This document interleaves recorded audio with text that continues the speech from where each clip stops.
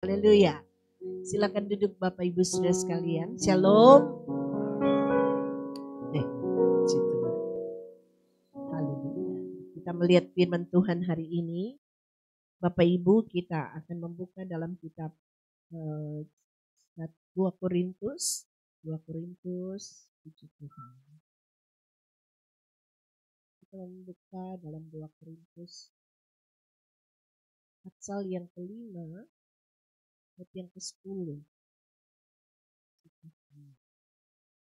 9 dan 10 ya.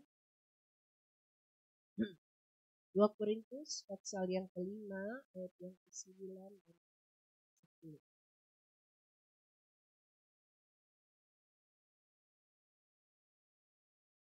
Haleluya. Bapak Ibu, kita lihat firman Tuhan dari terjemahan kita, terjemahan literal.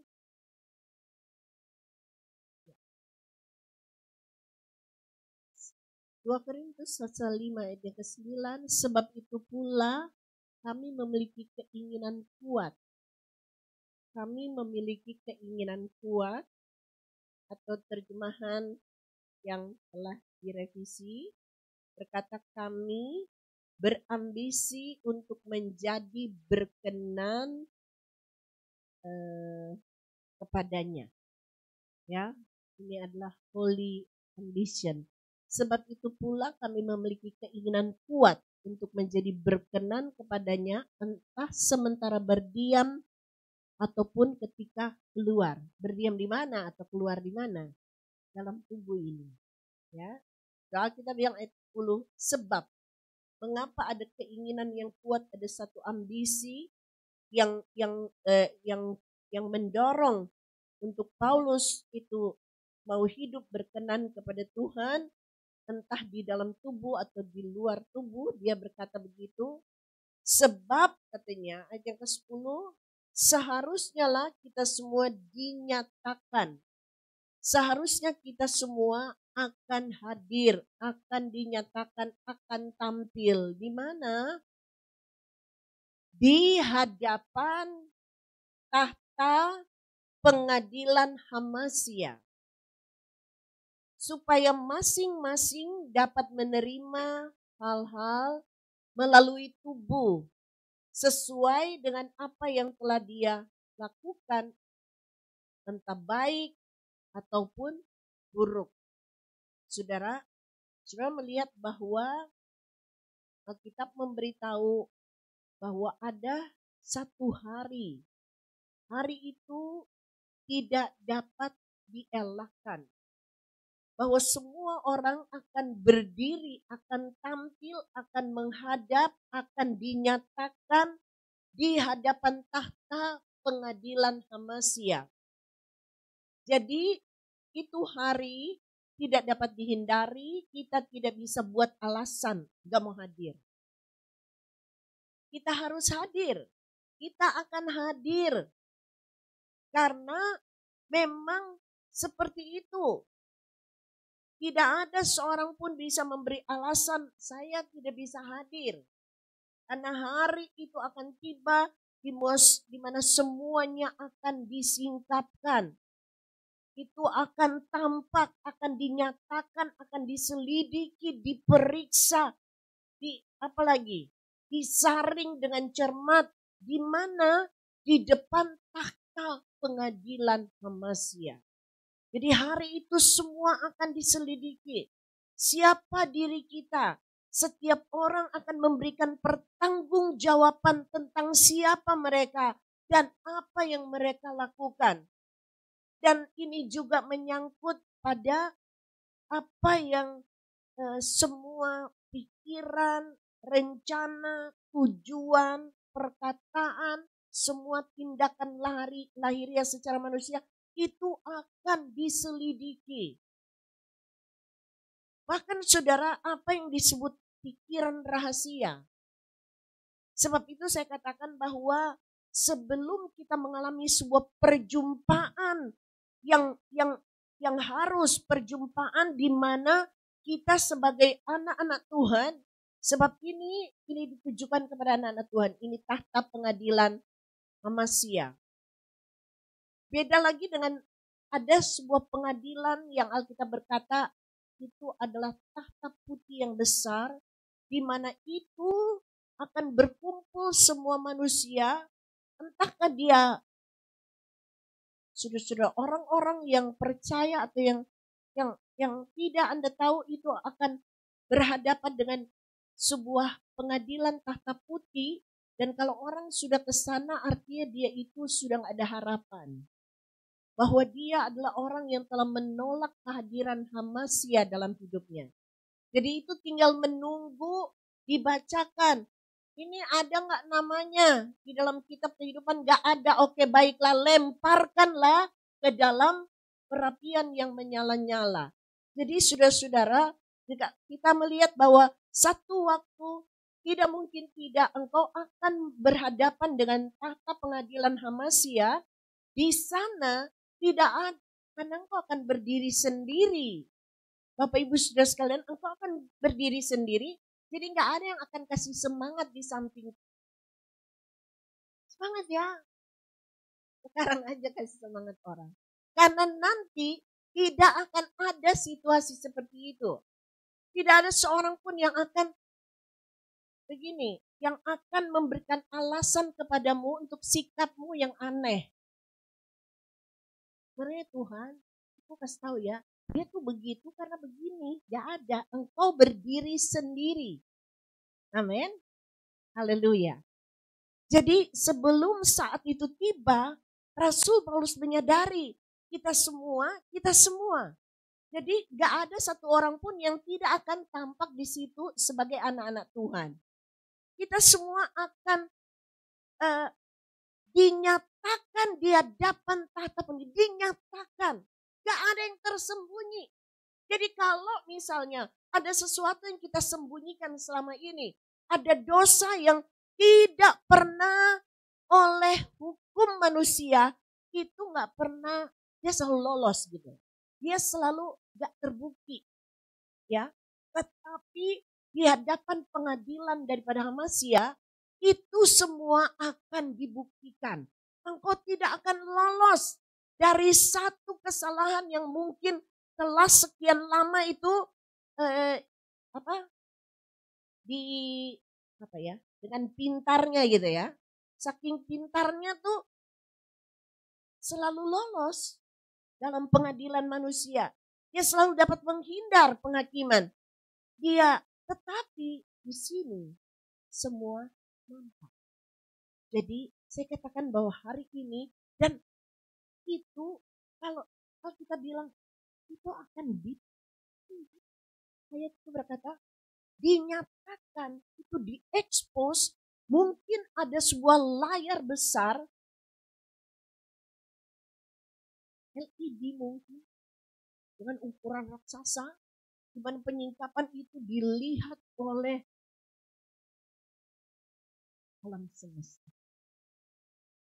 Orang-orang percaya dari segala bangsa, dari segala zaman. Itu disingkap kehidupan kita menit demi menit. Kita akan malu kalau ada hal-hal rahasia yang sudah kita singkap, kita sudah tutup-tutupi. Ya, ditutupi sehingga bagaimanapun ketika di dunia itu yang saya katakan bahwa mereka sudah lama menyimpan, mereka itu lolos dari pengadilan manusia. Karena dia selalu ngelit, dia selalu menghindar. Tetapi di situasi ini tidak seorang pun dapat menghindar. Jadi kalau ada sesuatu yang perlu engkau bereskan, sebelum kita mengalami sebuah perjumpaan dengan tahta pengadilan Hamasya, selesaikan itu. Amin. Selesaikan. Jangan sampai ada hal-hal rahasia yang kita sembunyikan, nanti itu terbuka semua. Karena kehidupan itu akan diperlihatkan. Itu kayak film. Itu dari Anda lahir. Semua yang kita tidak selesaikan. Kita sudah tahu ya, ketika kita minta ampun kepada Tuhan, dan Alkitab berkata darah Yeshua itu menyucikan kita. Kamu telah ditebus dari cara hidupmu yang sia-sia. Kesia-siaan itu ditebus bukan dengan barang yang fana, bukan dengan emas perak, tetapi dengan darah yang mahal. Dan ketika kita menyelesaikan itu di hadapan Tuhan, maka darah Yesus kemudian menyucikan. Sehingga itu tidak akan nampak. Wah kok itu kemudian itu bisa loncat ya. Itu momen ketika kita melakukan dosa itu loncat ya. Senangnya gak diperlihatkan. Mengapa? Karena itu telah ditebus, disucikan dengan darah anak domba dan itu dilupakan. Benar gak?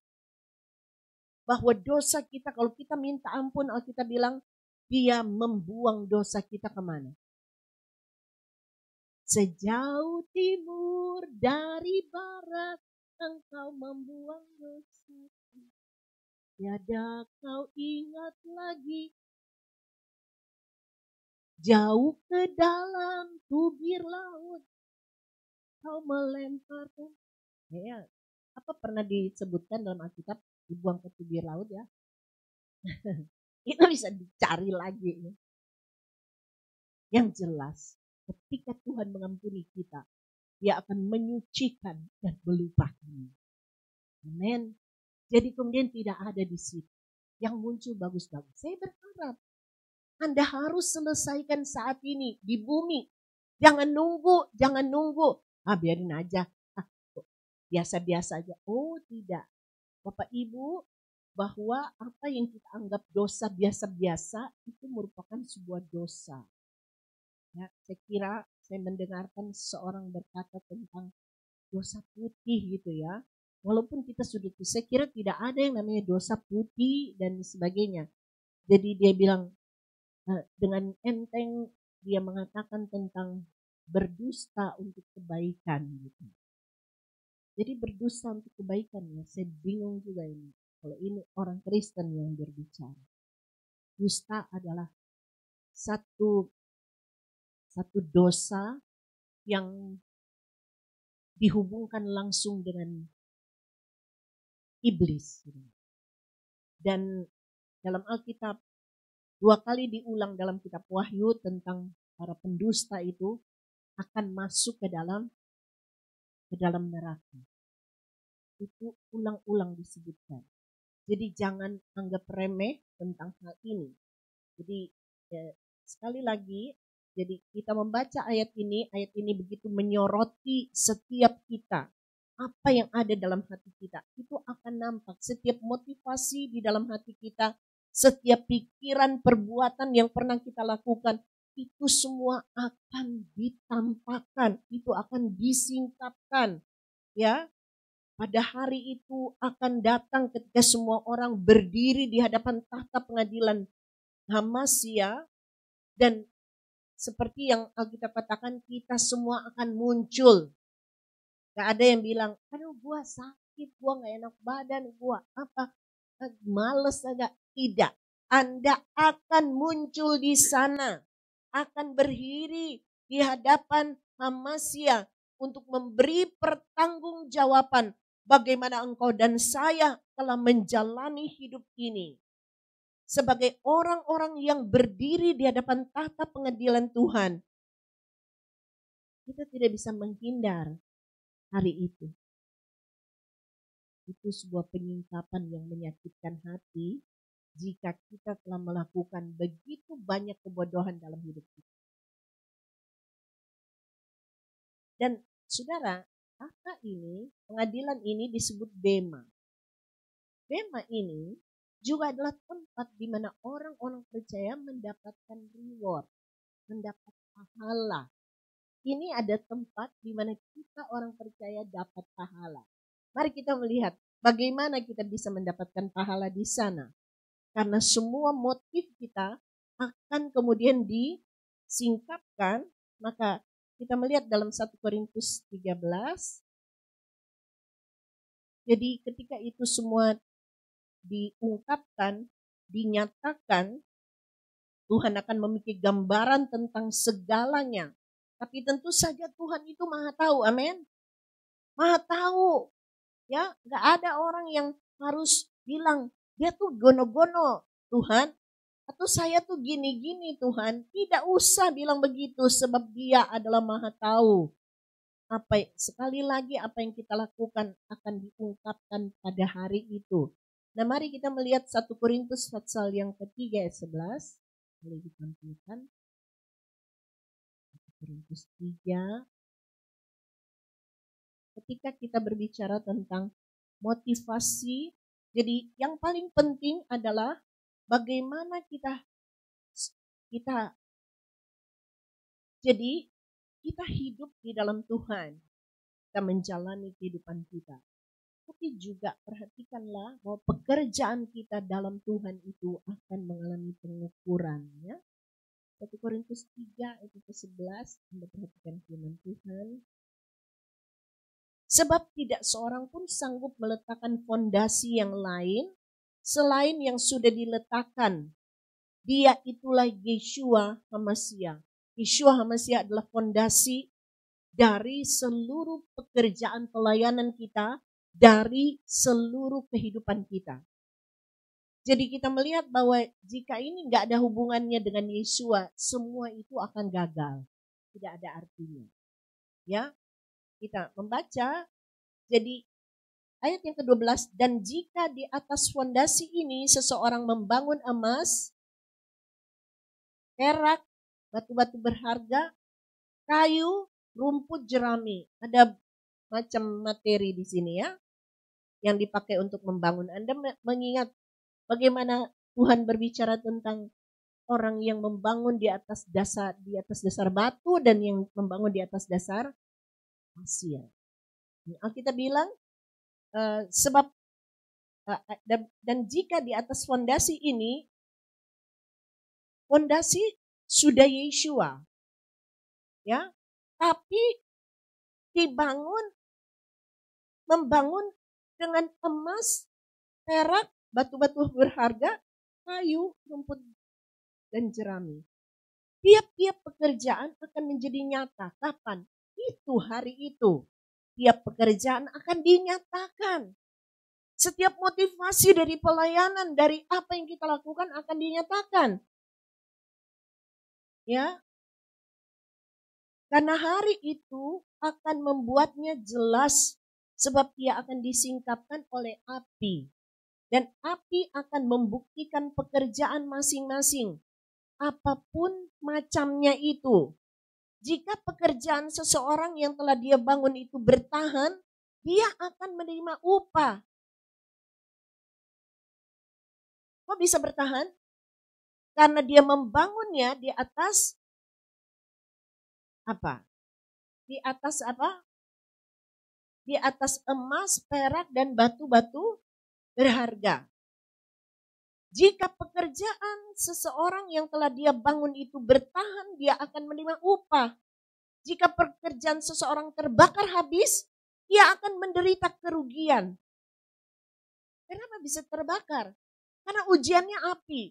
Jadi api ini akan menguji kualitas dari seluruh pekerjaan kita di hadapan Tuhan. Semua yang kita lakukan itu akan diuji dengan api. Ya, dan kalau terbakar, ya kita akan menderita. Karena kirain aku udah capek-capek melayani. Setelah di hadapan tahta pengadilan, datanglah ujian dengan api.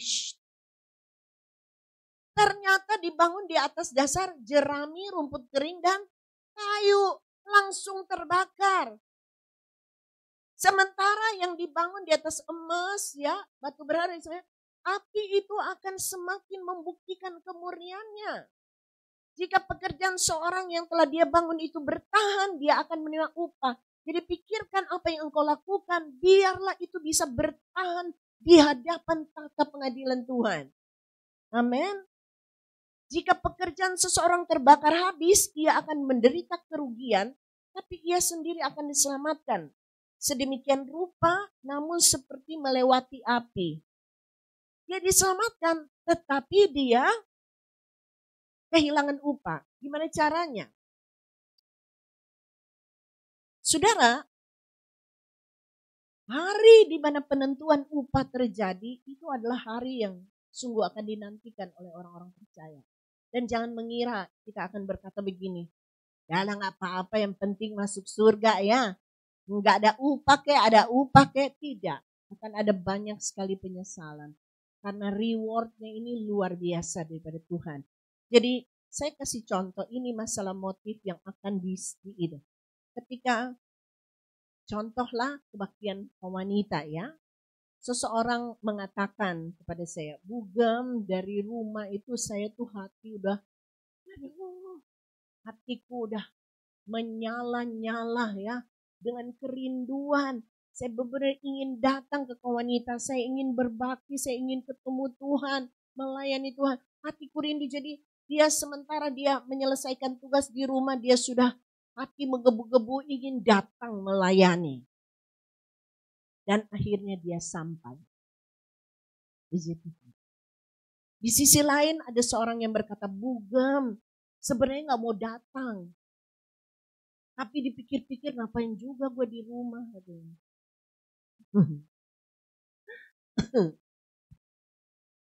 Sebenarnya hampir gak datang Bugem. Tapi ya udahlah, gue datang deh. Menurut Anda, jenis upah yang mereka peroleh sama atau tidak? Anda melihat ya, itu motif di belakang semua yang kita kerjakan. Itu akan disingkap oleh Tuhan. Haleluya. Amin. So melihat ini yang terjadi di hadapan Tuhan. Kita akan disingkapkan untuk setiap alasan kita melakukan sesuatu. Lakukanlah dengan itu sebabnya ayat yang ke-9 itu. Karena menyadari adanya saat di mana setiap anak-anak Tuhan harus berhadapan di hadapan tata pengadilan Hamasya, maka itu menjadi alasan bagi anak-anak Tuhan untuk sungguh-sungguh mengejar Tuhan. Ini alasan mengapa orang-orang kudus begitu tekun dan bekerja keras, sungguh-sungguh melayani. Karena ada satu hari di mana itu semua akan disingkapkan dan kita akan menerima pahala. Haleluya. Kita akan menerima pahala dari apa yang kita lakukan di hadapan Tuhan. Bukan dari manusia tetapi dari Tuhan sendiri. Dan Anda tahu pengadilan Tuhan adalah seadil-adilnya. Pengadilan Tuhan itu adalah pengadilan, seluruh pengadilan manusia itu pengadilan Tuhan mengatasi seluruh pengadilan manusia. Jika pengadilan manusia itu korup, ya, tidak bisa dipercaya, pengadilan Tuhan seadil-adilnya. Dan Alkitab akan memastikan bahwa engkau mendapatkan. Kita baca ulang. 1 Korintus pasal yang ke-5, yang 10. 2 Korintus 5 ayat yang ke-10. Sudah perhatikan bahwa ini yang akan dilakukan oleh Tuhan. Haleluya. 2 Korintus 5 ayat yang ke-10.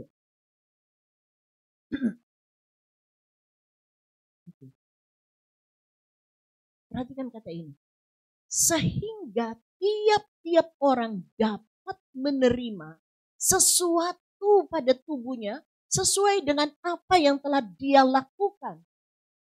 Entah baik atau buruk. Jadi pengadilan itu akan memastikan bahwa kita mendapat sesuai dengan apa yang kita lakukan. Haleluya. Dan itu adalah pengadilan seadil-adilnya. Perhatikan apa yang engkau lakukan selama ini. Haleluya. Perhatikan betul apa yang engkau lakukan. Karena engkau akan menerima sesuai dengan apa yang engkau lakukan. Haleluya. Dan kita mengetahui bahwa ini adalah satu hukum tabur tuai. Apa yang engkau taburkan itu yang akan engkau tuai. Jadi sebab itu satu hari akan ada penghakiman di mana semua orang yang menolak pengenalan akan Yeshua tidak ingin ada hubungan yang dekat, karena hubungan kita dengan Tuhan bersifat pribadi menolak mentaati Tuhan sampai akhir. Ada orang percaya begini, saudara-saudara, hari-hari ini pengajaran-pengajaran di tengah kekristenan semakin lama semakin mengkhawatirkan. Kristen progresif lah apa ya sudah dengarkan. Sehingga mereka itu sedang mengajarkan sesuatu yang hypergrace. Mereka sedang ingin menjadi lebih baik daripada Yesus. Ketika Tuhan Yesus berkata ini, satu waktu saya berkhotbah udah lama berapa tahun lalu, berapa puluh tahun lalu kali, di radio RPK.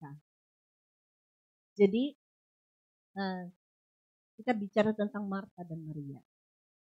Saya katakan bahwa Tuhan berkata, apa yang dilakukan oleh Maria itu, ya, itu adalah sesuatu yang berharga karena tidak akan seorang pun mengambil itu daripadanya. Sementara Marta mendapatkan teguran, Marta, engkau sibuk, engkau khawatir tentang banyak perkara. Tuhan benar. Lalu seseorang telepon saya dan berkata, Bu, mau tanya, Marta juga kan baik katanya. Marta kan baik, dia melayani, gini-gini dan sini.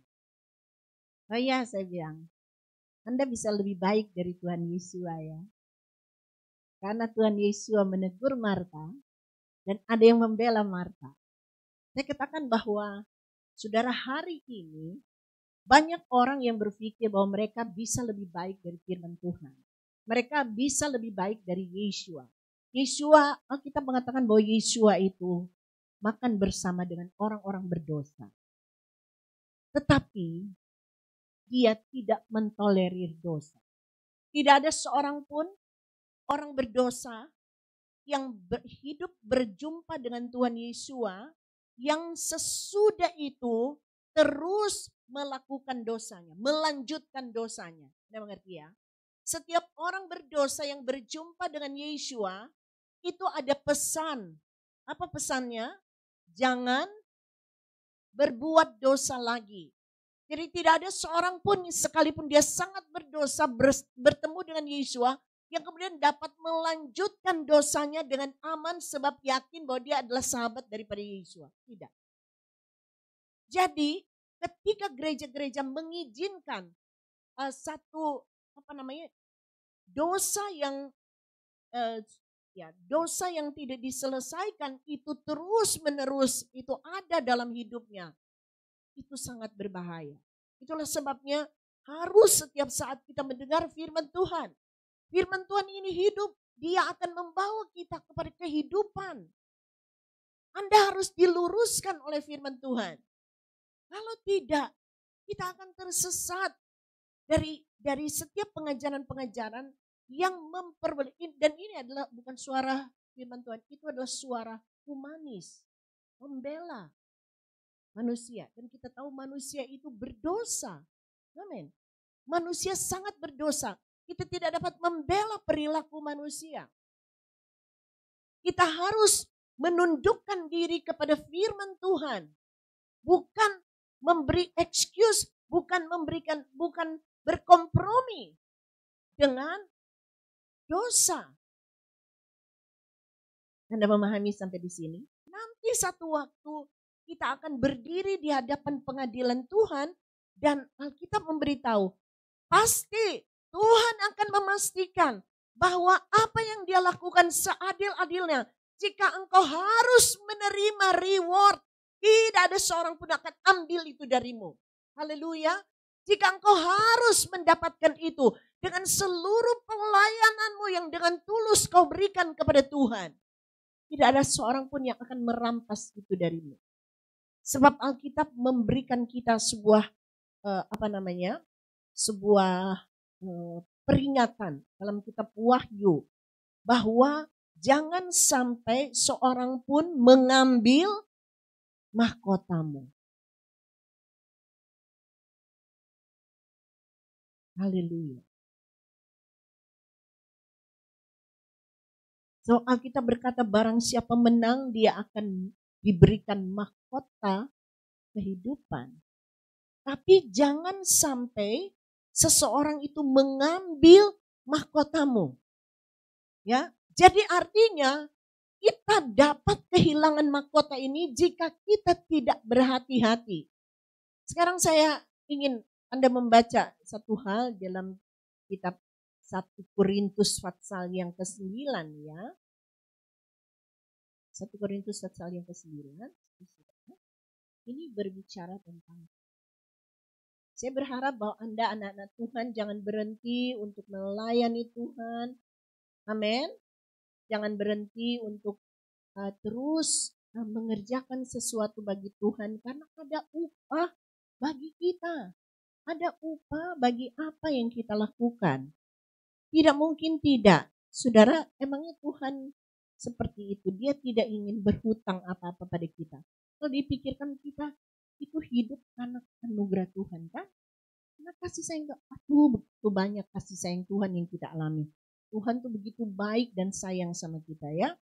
Jadi 1 Korintus pasal yang ke-9 ayat 24. 1 Korintus. Haleluya.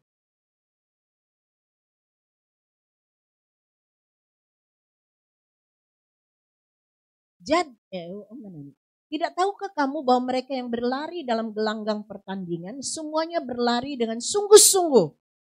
Dengan apa? Sungguh-sungguh. Tetapi satu saja yang menerima hadiah. Jadi ini memang adalah sebuah pertandingan yang bukan rame-rame punya ya. Ya. Bukan kolektif. Ini pribadi. Setiap orang harus berlari sungguh-sungguh supaya dapat hadiah. Dan setiap orang yang bertanding, ia melatih segalanya. Hal itu sesungguhnya supaya mereka kemudian dapat menerima mahkota yang fana. Tapi kita yang baka, atau kita adalah mahkota abadi.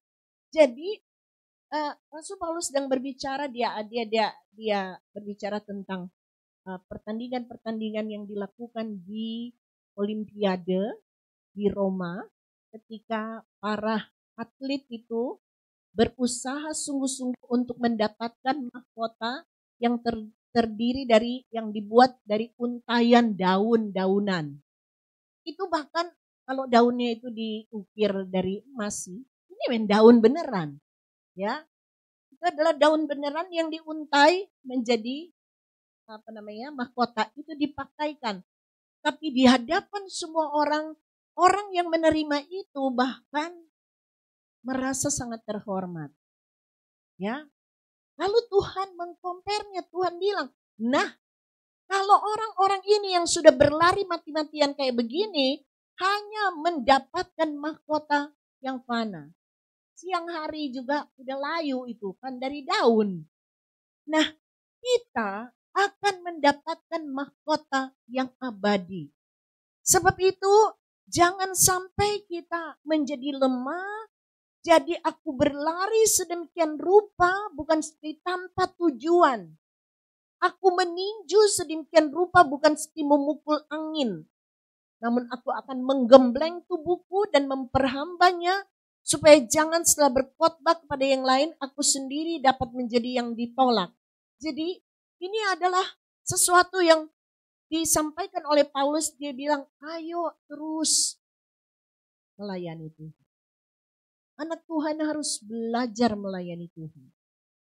Karena kita nggak mungkin menjadi anak-anak Tuhan yang tanpa pelayanan.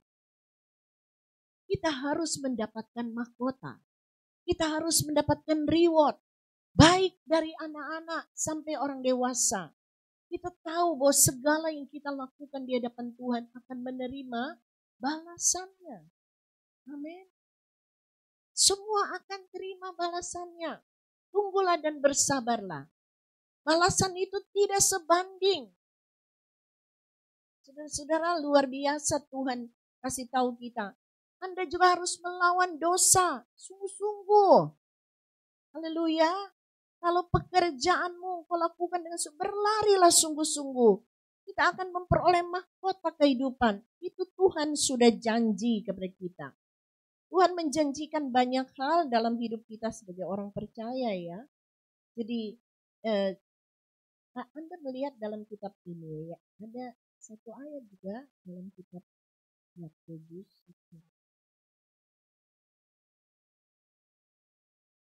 Haleluya.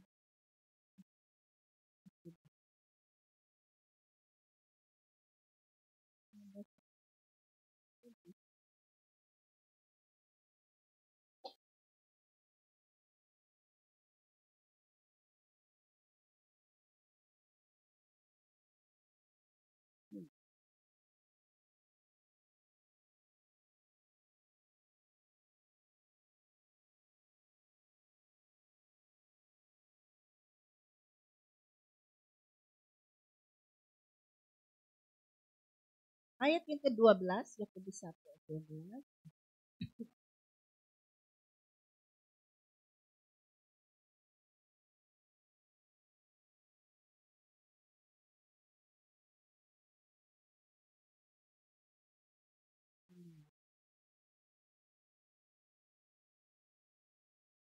Berbahagialah orang yang tabah menanggung pencobaan. Nah, apabila ia telah teruji, maka ia akan menerima apa?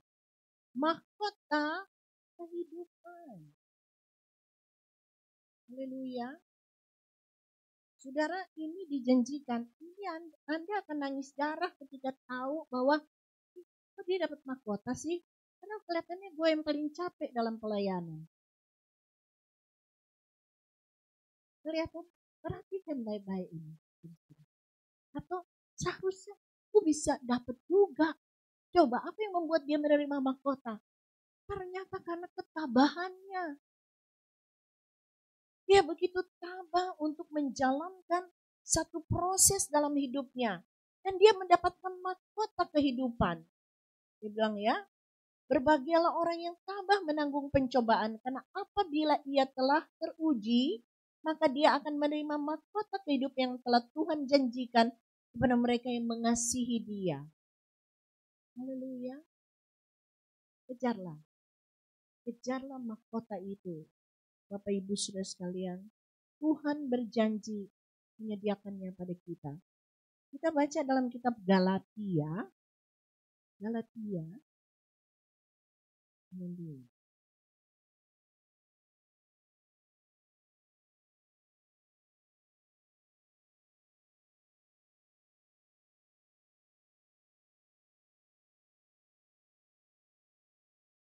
Ayat Galatia pasal yang ke-6 ayat yang ke-9.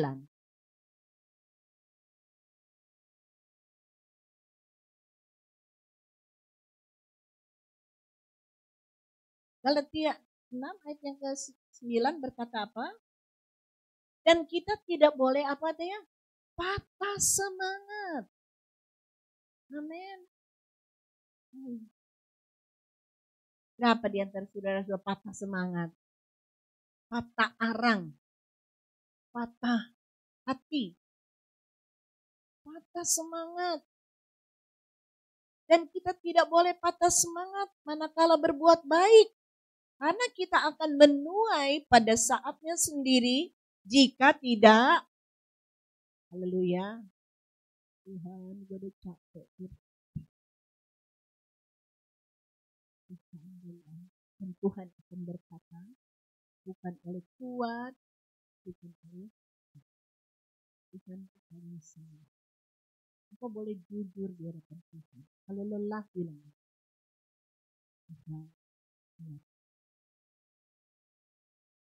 haleluya. Ada lagu yang biasa dinyanyikan para pengerja. Tuhan kuatkan,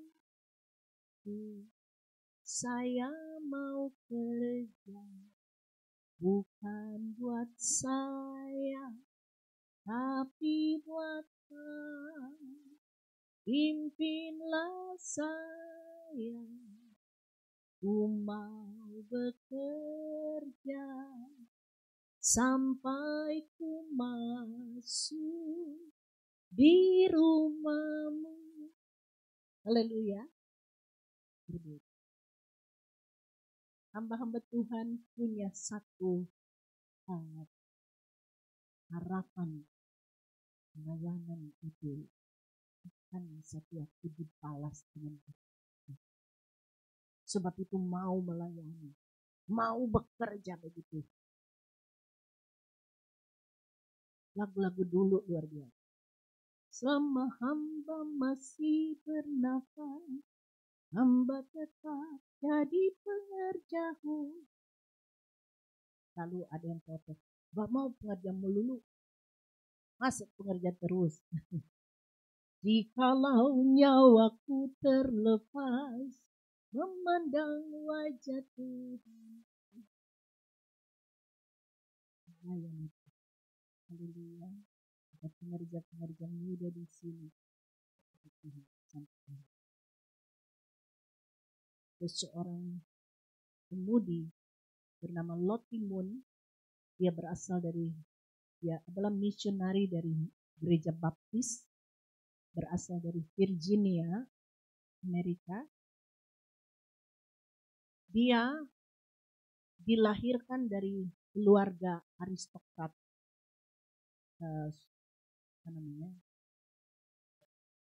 bagian selatan, orang kaya. Jadi kalau itu sebenarnya tidak ada, kalau di Amerika kan nggak sistem monarki ya, tapi kalau mereka dari keluarga aristokrat seperti bangsawannya orang Amerika.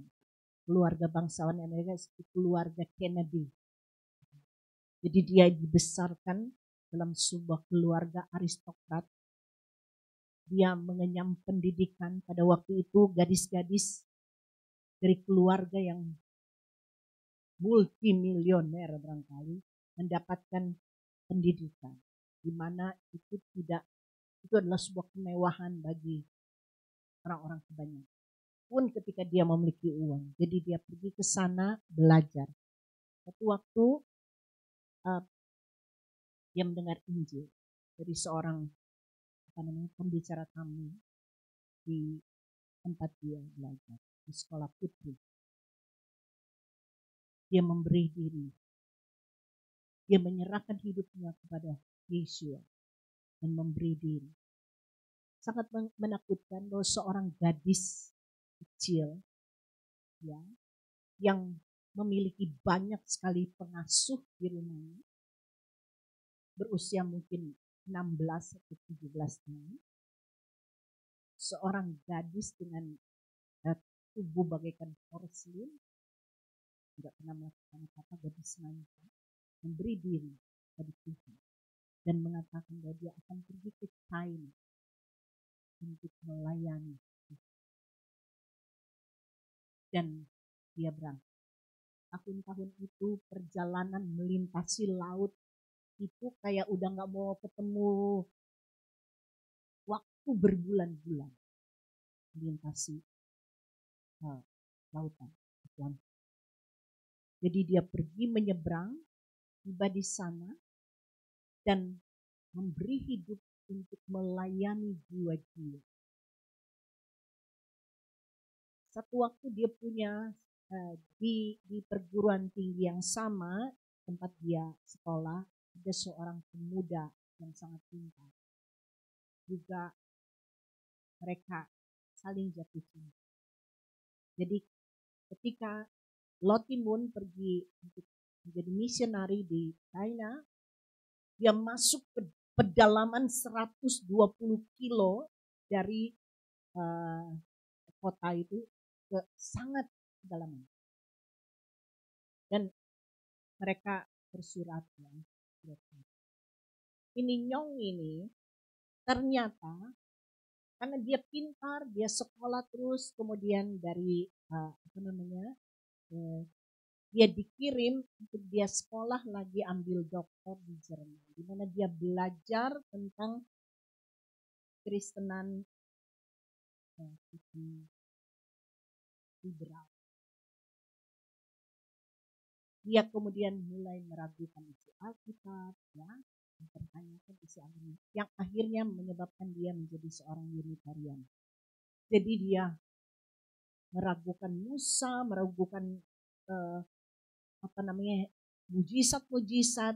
Pokoknya dia berkata bahwa Alkitab itu adalah tulisan manusia saja, kerjaannya manusia. Jadi menyimpang dari iman, Lot pun kembali dengan harapan yang luar biasa untuk menikah dan memulai pelayanan bersama.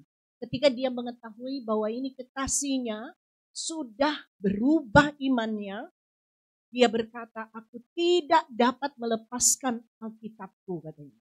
Sebab dia mempercayai isi firman Tuhan adalah sebuah kebenaran hakiki. Jadi dengan patah hati, dia kembali ke China dan tidak pernah kembali ke Amerika lagi. Dia mengucapkan selamat tinggal kepada kekasihnya, seorang pemuda yang pintar sekali, tetapi yang meragukan kebenaran firman Tuhan. Tidak berharga. Maka Anda orang-orang muda, perhatikanlah dengan siapa engkau bergaul. Ketika orang-orang itu adalah orang-orang yang tidak menghormati Tuhan, katakan goodbye. Amin. Tidak hormat kepada Tuhan, tidak mengutamakan Tuhan, engkau akan membawa hidupmu dibawa ketidaksenangan Tuhan, maka hidupmu gak akan mengalami terobosan. Engkau akan terus bekerja dalam hidupmu yang singkat di bawah matahari, sampai engkau kembali kepada kekekalan dan hidup hanya begitu saja. Jangan berharap bahwa engkau akan menerima reward, sebab tidak adanya sebuah penghormatan kepada Tuhan. Dan itu merupakan sebuah kekejian. Gadis ini memutuskan meninggalkan semuanya, melayani Tuhan. Satu waktu daerah apa sih daerah namanya? Pengki atau Penghu atau apa ya? Berapa pentingnya? Ya, daerah dia di mana dia melayani. Mereka mengalami masa yang begitu susah, orang-orang kelaparan di sana. Saat itu keadaan China begitu menyedihkan. Dia memutuskan bahwa kalau anak-anak Tuhan di sana, kalau masyarakat di sana tidak makan, saya juga tidak makan. Saudara, dia benar-benar seorang gadis yang memilih untuk melewati jalan itu, via dolorosa, untuk memenangkan sebanyak mungkin orang datang kepada Tuhan. Haleluya, itu sebuah panggilan yang luar biasa. Jadi mari kita bersungguh-sungguh di dalam Tuhan. Pada waktu dia hendak meninggal, dia meninggal karena begitu banyak berpuasa, tubuhnya menjadi lemah, dia mau dibawa pergi ke Amerika, tapi sampai di Kobe di Jepang, kondisinya sudah sangat memburuk. Mereka memutuskan untuk berhenti di sana, dan kemudian ada seorang perawat juga, seorang anak Tuhan yang memutuskan untuk mendampingi dia. Pada waktu dia mau meninggal, sedang terbaring, itu perawat itu melihat dia begitu ya, dia kasih salam. Sementara dia terbaring, dia memberi salam dengan kekuatan terakhir, dia memberi salam model orang China, menepuk gitu ya, menepuk tangan. Dia berulang kali menepuk.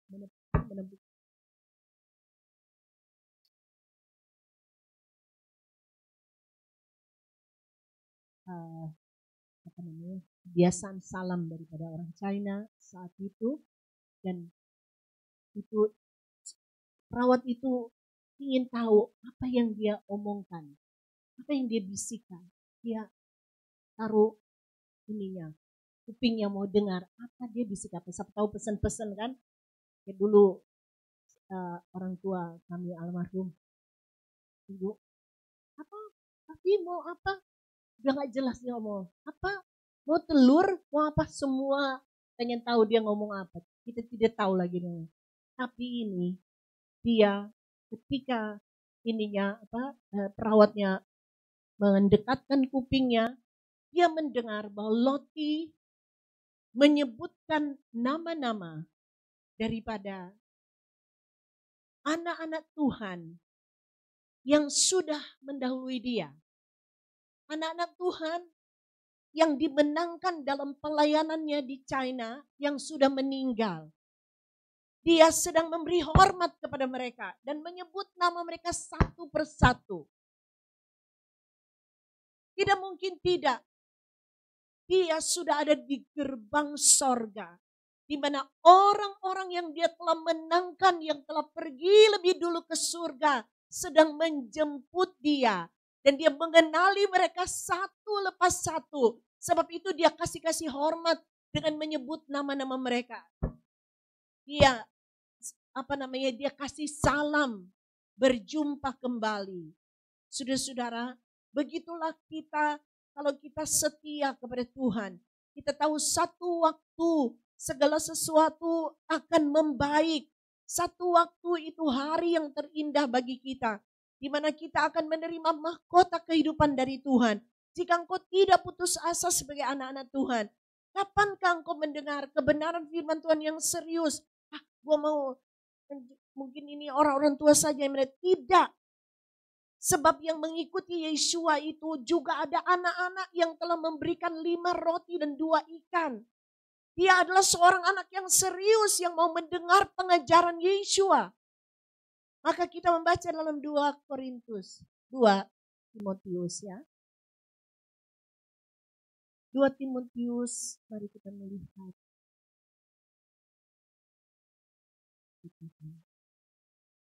2 Timotius, saudara. Pasal 4. 2 Timotius pasal yang keempat. Haleluya.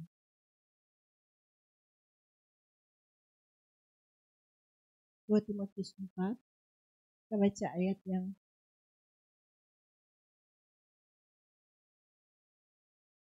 ke-8. Yang ke-6. 2 Timotius 4 ayat yang ke-6 berkata, sebab diriku sudah dicurahkan dan saat kepergianku sudah tiba. Inilah alasan mengapa Paulus ingin bersurat kepada Timotius, seorang anak rohani yang mengikuti jejak Paulus. Dalam ayat yang pertama dari Timotius 4 dia berkata, oleh karena itu aku bersaksi dengan sepenuh hati di hadapan Elohim dan Tuhan Yeshua HaMashiach, Dia yang akan segera menghakimi yang hidup dan yang mati sesuai dengan penampakannya dan kerajaannya. Beritakanlah firman, siap sedialah baik atau tidak baik waktunya. Tempaklah, templaklah. Dan kalau di firman Tuhan cuma untuk dibujuk-bujuk tidak cocok, benar. Haleluya. Jadi firman Tuhan, templaklah. Tahu apa ada? Tegurlah. Nasihatilah dengan segenap panjang sabar dan pengajaran. Jangan berhenti karena ditolak. Jangan berhenti karena diabaikan. Teruslah menemplak dosa. Tegur. Roh Kudus, terima kasih kepada Roh Kudus yang berbicara di hati kita sampai akhir. Untuk menyadarkan ini gak benar, ini gak benar. Terima kasih Roh Kudus luar biasa. Karena kehadiran Roh Kudus adalah menginsyafkan dunia akan dosa. Saudara, kapan itu saya dengan Bapak Gembala dan King kami pergi. Saya bilang sama Bapak, yuk kita pergi ke puncak. Kami bertiga. Ajak sih. Di perjalanan kami, dia panjang jalan, dia itu udah bilang lapar. Belum juga sampai kemana-mana, tapi anak ini udah lapar. Ya dia ya. Dia sudah lapar. Jadi di jalan tuh dia lapar. Kami lapar ya, oke. Jadi pas mampir di pompa bensin, itu ada makanan, kamu belilah. Jadi dia beli makanannya, nah dia bawa. Lalu kemudian kami mampir di Sunda itu apa nih? Apa? Ringu Sunda apa sih? Apa Sunda gitu. Bisa. Om Isak pernah ke sana ya? Sunda itu. Udah sampai sampai di sana kami masih pagi kan. Jadi kita sampai sana. Jadi kita ambil tempat duduk, sudah jadi diambil miris sendiri, itu sampai digorengin gitu. Ya alam Sunda. Nah, ya. Nah, jadi di situ itu dikasih nasi satu sebakul banyak banget. Terserah mau dihabis nanti dia keliling gitu ya. Berapa yang ikut makan? Jadi waktu dia keliling, dia melihat ini lagi makan dia punya makanan kan. Dia lagi makan dia punya makanan, dia beli nasi juga.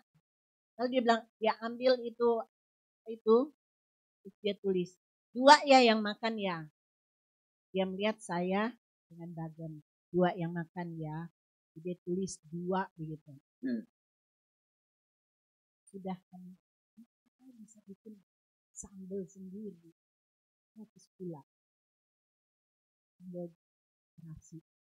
Jadi selesai makan itu.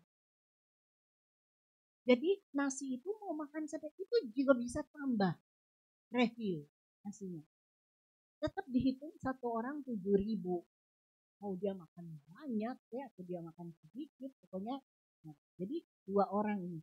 Jadi sementara makan kita udah si yang kecil ini bilang begini, mami bagi dong nasinya katanya gitu. Dia masih lapar, minta nasinya. Saya kemudian mencedoknya. Nah, nasinya masih banyak. Cuma makan tidak terlalu berkurang banyak gitu ya. Masih ada teman. Saya sendokan gitu. Dia karena dia bilang, mami tambah nasinya, dia mau. Akhirnya bagemlah bayar ke kasir. Sebelum bagem bayar, dalam hati saya begini. Kudus ya bisa. Waktu bagem pergi bayar, itu sesuai dengan tulisan. Begini. Tuhan mati hari ini, langsung karena 7.000 itu. Nah, karena kita membayar 2 orang, tapi sebenarnya yang ikut makan itu 3. Jadi saya dalam hati gini, kalau tiba-tiba pusing ya, tiba-tiba pusing dan jatuh gitu ya, langsung masuk neraka. Karena, terus dalam hati saya, gara-gara 7.000, Tuhan jangan. Jadi selesai bagem bayar, dia pergi ke mobil, saya thinking. Jadi itu minta sama saya kan. Saya tidak mengerti apakah bagem memperhatikan atau tidak gitu ya. Tuhan tolonglah kami ini. Kami masuk neraka gara-gara itu. Jadi saya cepat-cepat pergi ke kasir dan berkata, Mbak, saya ikut makan. Ini saya bayar. Ini sudah sesuatu. Saya kira kita nyaris. Terima kasih sama Roh Kudus. Terima kasih kepada Roh Kudus yang mengingatkan. Cobaan kan tidak. Itu repotnya minta ampun. Kalau kita sudah pulang, harus balik lagi kan? Masa minta ampun aja di sini? Atau telepon. Mbak saya tadi tidak. Itu harus kembali. Jadi saya mengucap syukur kepada Roh Kudus yang terus berbicara. Oh begitu baiknya Tuhan. Sehingga menuntun kita hari lepas hari. Sehingga satu waktu kita dapat berdiri di hadapan tahta pengadilan Tuhan. Dan dapat bertahan. Amin. Bertahan di hadapan, kita dapat berdiri bertahan di hadapan tahta pengadilan Tuhan. Roh Kudus akan menolong kita semuanya. Hati-hatilah dalam hal seperti ini, Bapak Ibu Saudara sekalian. Itu bukan berkat. Itu bahaya. Itu kita akan di satu waktu seperti yang Alkitab bilang, kita tidak akan lolos di hadapan pengadilan Tuhan.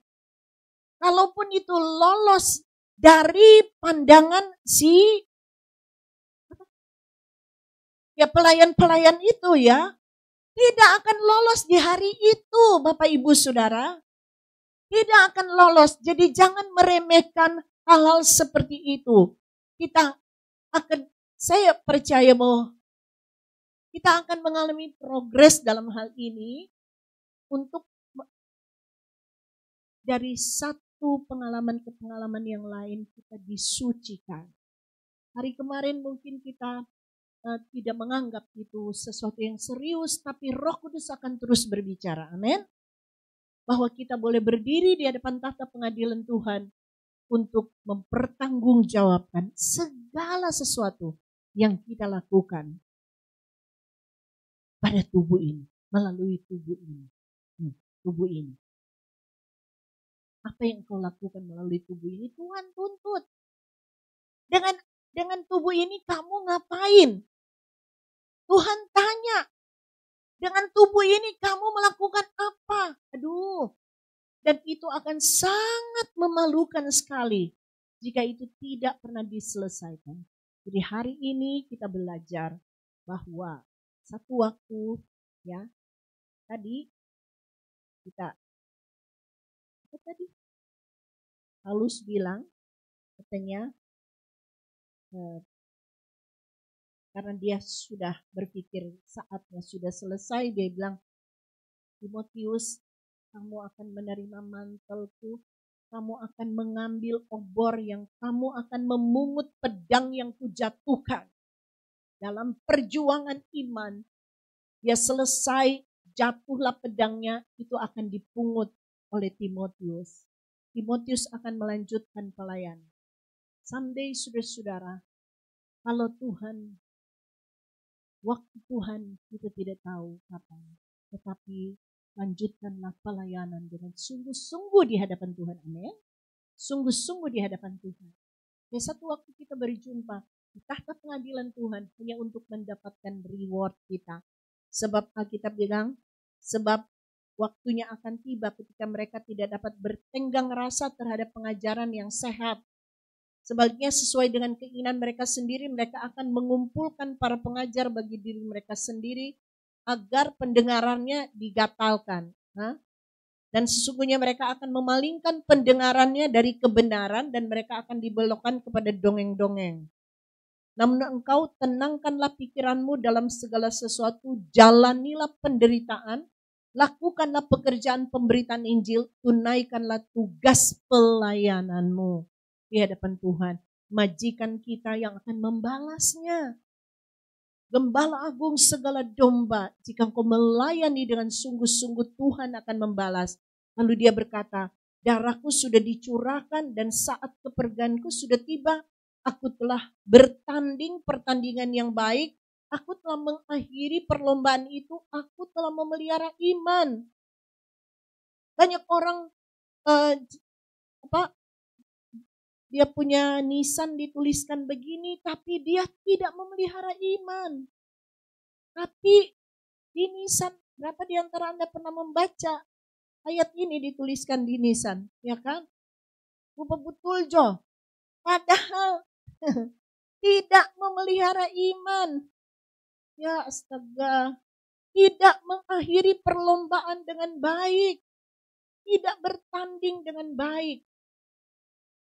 Kita percaya bahwa ketika kita terus maju berlari dengan baik, ayat 8, selanjutnya telah tersedia bagiku mahkota kebenaran yang Tuhan Hakim yang adil akan memberikannya kepadaku pada hari itu. Dan bukan hanya kepadaku, melainkan juga kepada semua orang yang merindukan penampakannya. Haleluya. Jangan jemu-jemu melayani Tuhan. Karena upahnya itu berasal daripada Tuhan. Seluruh bagian pelayanan yang engkau ambil dalam rumah Tuhan ini sangat berharga. Akan mendapatkan reward yang luar biasa. Jadi lakukanlah dengan senang, karena Tuhan tuh senang apabila orang memberi dengan hati senang. Amin. Kalau menggerutu, kalau melayani dengan hati tidak sukacita, nah capeknya dapat, mahkotanya enggak. Enggak. Gitu. Kita ingin dapat dua-duanya kan? Kita ingin dapatkan reward daripada Tuhan. Maka kita berkata, sekarang telah tersedia bagiku mahkota kehidupan. Haleluya. Yang disediakan Tuhan bagi kita. Jadi, satu waktu kita akan rindu bahwa mahkota ini akan dilemparkan di kaki daripada sang anak domba. Ya. Kita membangun seluruh pelayanan kita di atas dasar Yesus. Seluruh pelayan-pelayan kita yang melayani hari ini jangan gagal. Seluruh pelayanan yang dipersembahkan itu benar-benar dipersembahkan bagi kemuliaan Tuhan. Haleluya. Maka kita berdoa ya. Mengucap syukur kepada Tuhan buat kasih setia Tuhan. Haleluya. Saya mengajak para pemain musik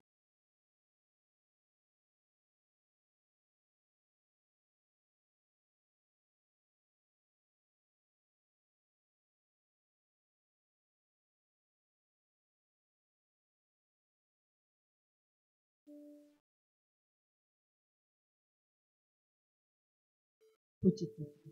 Aduh, saya tidak tahu apa mereka tahu lagi.